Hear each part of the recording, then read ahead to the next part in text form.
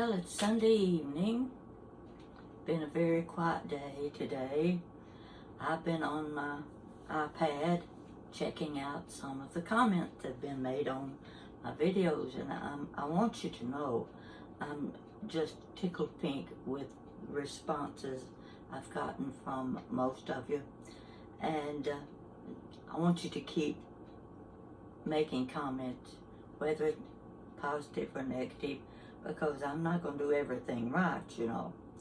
So I'm in the kitchen now. No, I'm not going to cook, not today, but I've got a story for you. I've had a few requests for stories about things that you see in the background.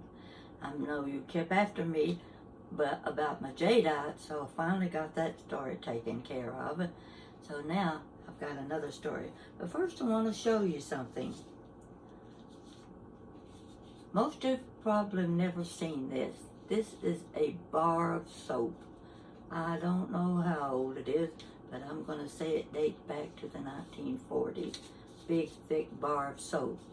What it reminds me of is during the war, when my family lived in Tennessee, soap was rationed.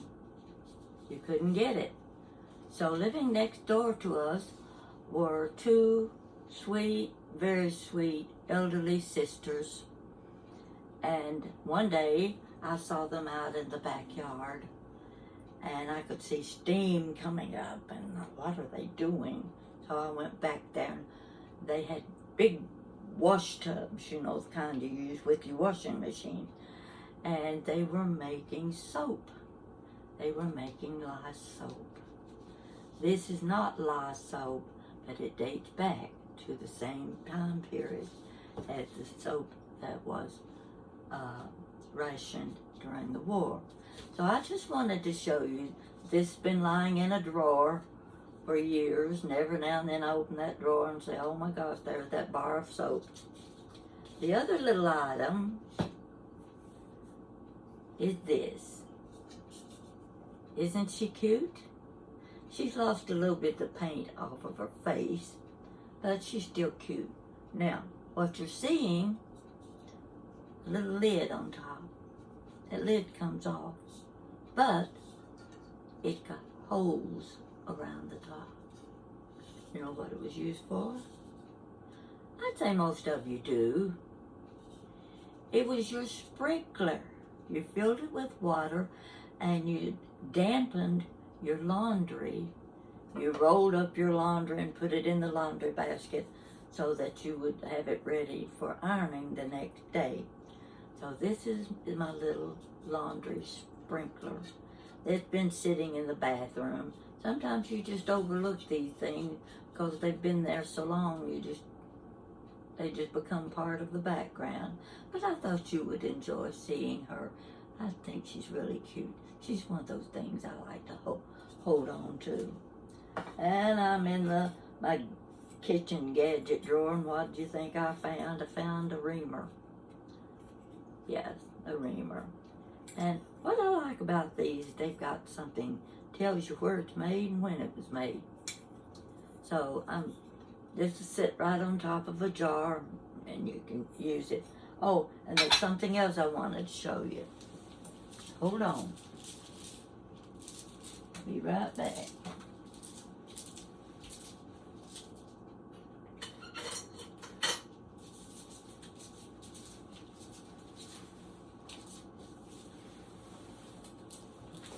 I'm sitting on my step stool that I bought back in about 1950 with my top value stamps. Been a handy little stool. And here's what I want to show you. I know I showed you this when I was showing all my little kitchen gadgets, and I said I didn't know what it was used for. Couldn't imagine what it was used for. Well, I was on another website on my iPad, and a lady had one. It didn't have the green handles. It was all metal. She was asking, does anybody know what this is used for? Well, there were different suggestions, but none of them were right. And finally, the lady posted information, a picture of this, one similar to this, and gave the information. And what this is, it's a grapefruit holder. You go into the center of your grapefruit and squeeze this, and it cuts it out and pulls it out. So now I know this is my grapefruit thingamajig. I thought you'd like that too. Now, the story I'm going to tell you, first get you something to drink. I'm going to get me a drink here right now. Mouth's a little bit dry because this is a long story and I want you to listen to it.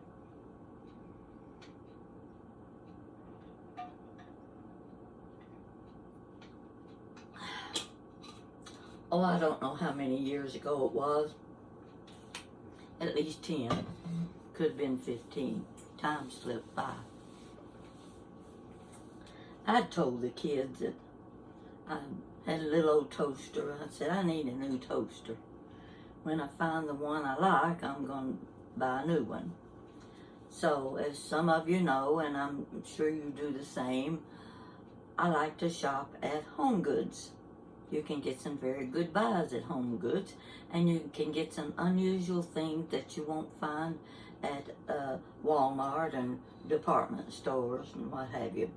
So I was walking in Home Goods one day, and you know how they have those big racks where they put all the merchandise on those racks, and they push them out, and then they put them on the shelves. Well, there was a rack sitting right in the middle of the aisle. And I just happened to look up. I don't know why, but on the top of that rack said a toaster. Oh my gosh. Well, I'm going to look at it. The next thing I saw was the name on the side of the toaster. It was a beautiful piece. The name on the side of that toaster was embossed in the stainless steel, and it said Rowlett. Now, some people will call it Rowlett, but in my family it's called Rowlett, R-O-W-L-E-T-T, very same spelling. I just about flipped out. Oh my gosh, that's my mother's maiden name. If she were here, wouldn't she be thrilled to see there's this toaster with her maiden name embossed on the side? Well, I was ready to buy that toaster until I looked at the price. Oh no, even at Home Goods price, it was too much. I couldn't afford that.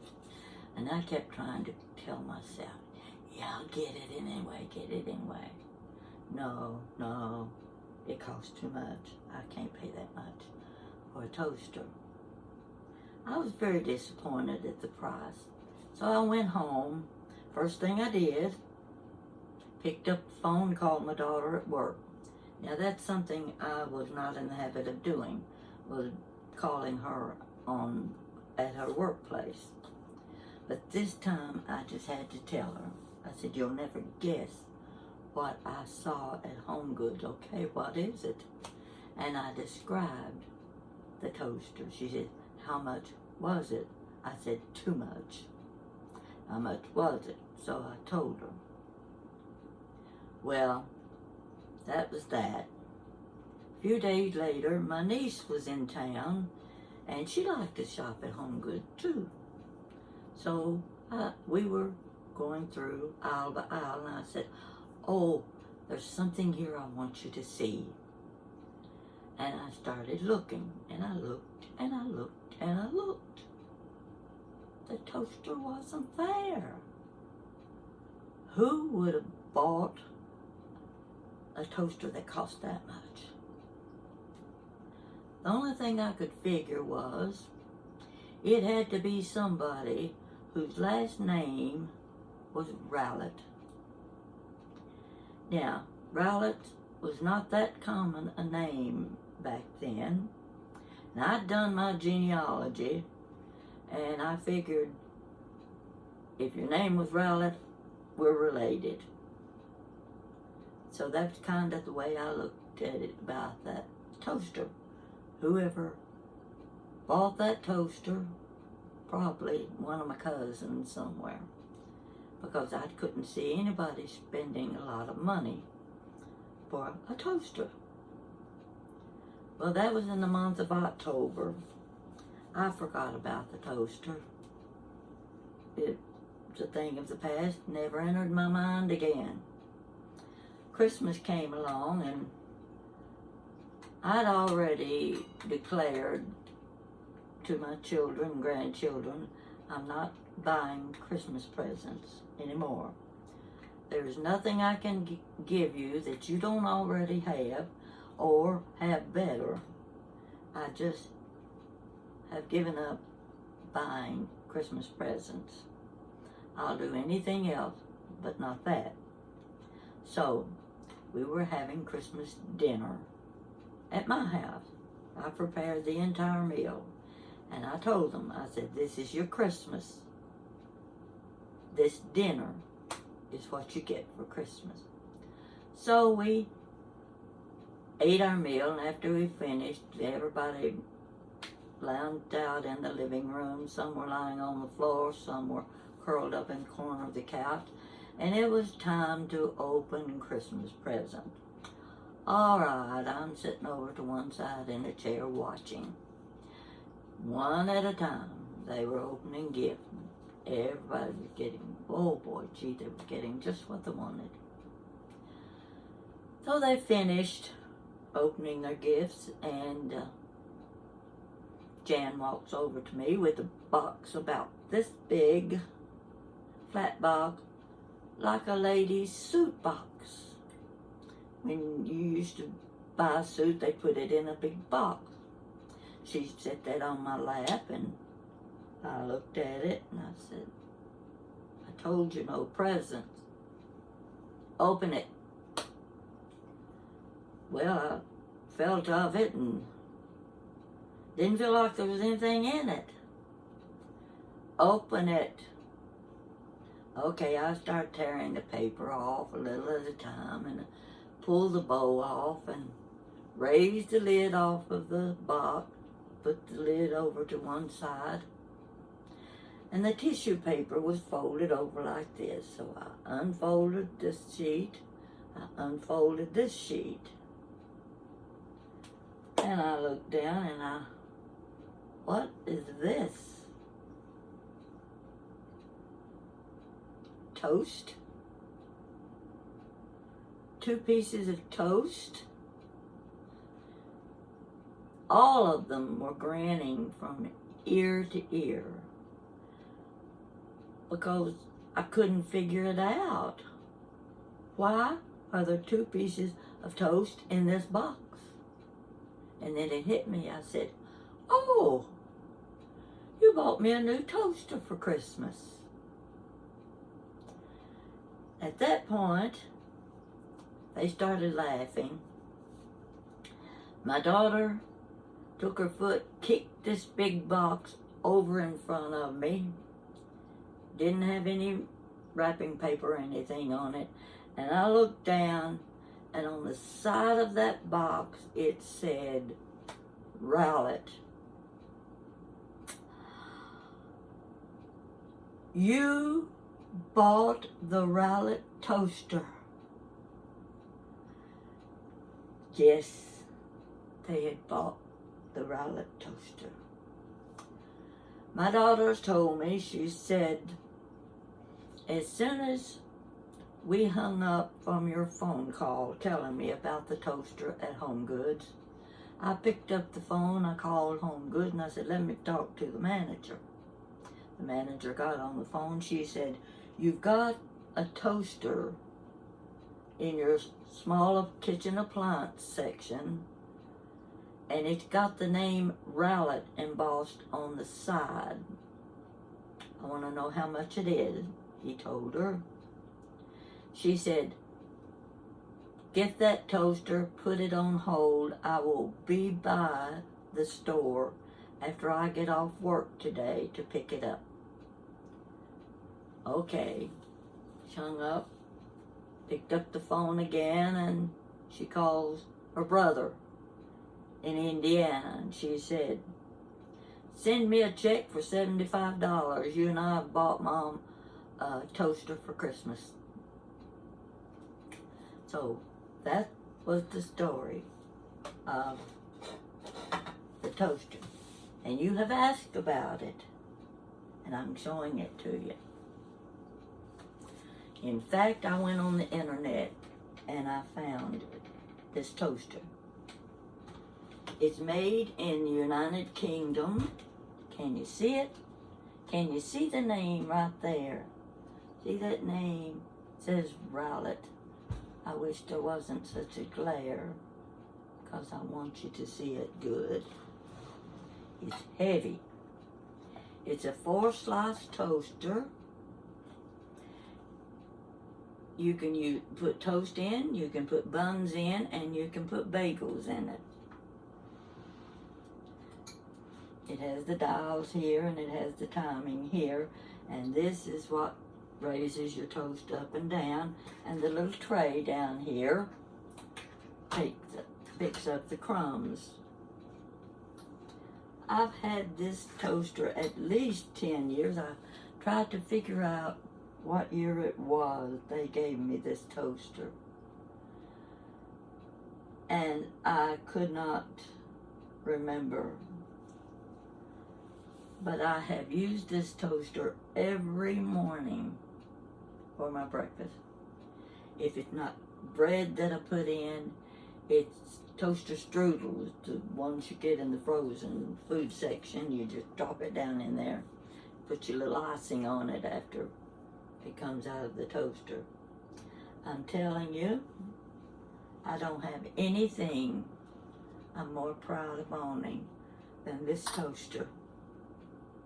It was very expensive, but I have made use of it. It's handmade, and it's guaranteed to last a lifetime. And I believe that because in all the years, 10 or 15 years, I've had it. I've never had any problems with it at all, and you can order parts for it if anything does go wrong. So now you've seen my toaster, and now you can go on the internet and look for Rowlett toasters, and you'll see a whole string of them. And in the middle is this toaster. And today it's on sale. It's on sale for $341.99. How's that sound to you? Well, you have to remember the retail price of it was $379.99. So you're getting a good deal if you decide to order you a Rowlett toaster. And I recommend it.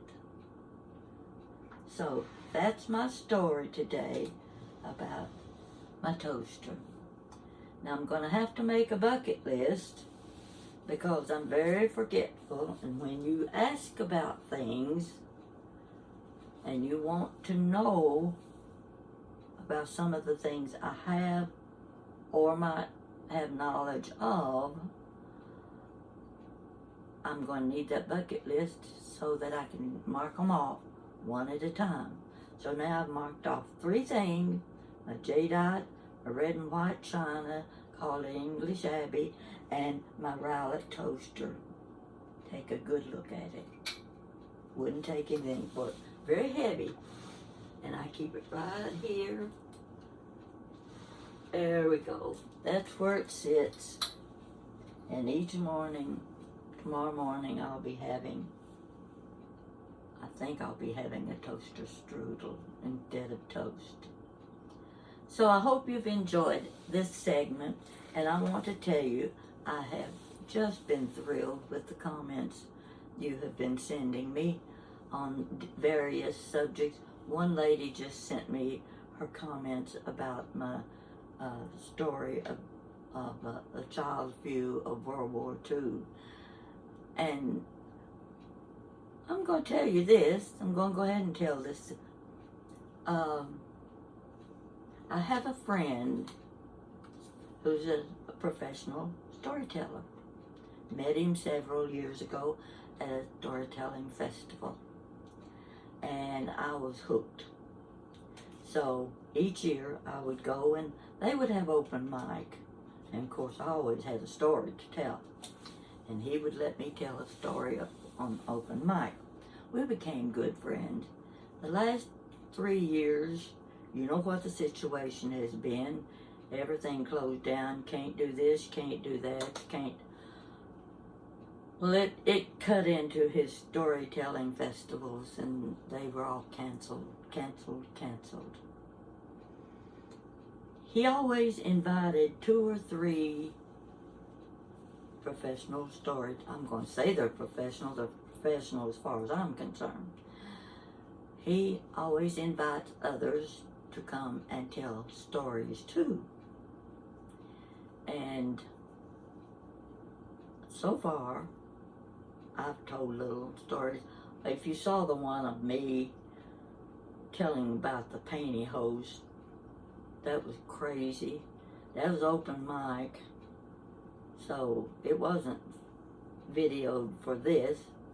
My daughter just happened to have her camera in her hand when I was standing up there making a fool of myself. So I got a phone call not long ago, and it was my friend Devin. He wanted to discuss something with me. He had seen stories I'd written about World War II and about the CCC program and the WPA. And if you're not familiar with that, you'll learn sooner or later. And he was interested in the fact that as a child I was able to remember so many things that took place during World War II and before World War II. And he wanted me to be one of the storytellers at the upcoming festival next spring in March. They've opened up the lodge at Cumberland Falls State Park, and it's DuPont Lodge. That's where we had been going. And next spring, the lodge would be open and available for the storytelling festival. And I'm going to be one of the storytellers. And if you're anywhere near Cumberland Falls, it's near Corbin, Kentucky, in March, check Google, and you can find out the dates.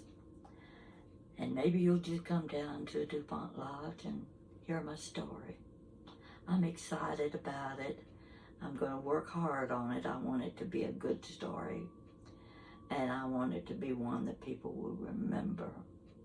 So that's all I've got to tell you for today. Got my clicker in my hand. We're going to see if we can't get me out of here without any extra problems. So keep the comments coming. Let me know what you think, because I depend on you, and that's what keeps me going. In my old age, I have very little that is required of me except eat plenty of food every day, which I'm very good at doing, and listening to my hearing aids squeal, which is what they're doing right now.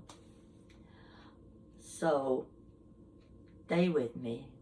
I enjoy everything you say, and I look forward to your comments. So this is it. It didn't go off. You know, I don't know what's wrong with this crazy little thing. Try one more time.